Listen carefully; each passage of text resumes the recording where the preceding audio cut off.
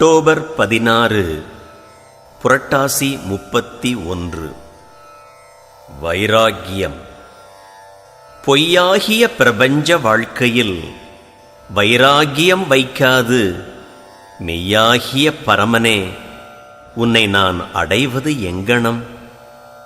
விடாப்பிடி கொள்வதை சிலர் வைராக்கியம் என்று எண்ணுகின்றனர். உண்மை அதுவன்று. ராகம் என்றால் பற்றுதல், விராகம் அல்லது வைராக்கியம் என்றால் பற்றற்ற நிலை. உலக விஷயங்களில் வைராக்கியம் வந்தால் பகவத் விஷயங்களில் இயல்பாக நாட்டம் உண்டாகும். வைராக்கியம் இல்லாதவனுக்கு ஆத்ம சாதனம் இல்லை.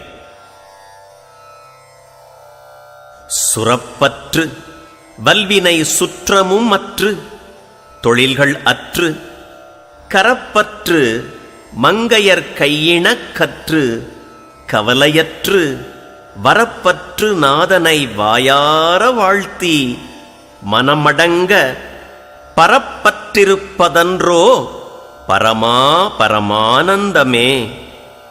பட்டினத்தார்.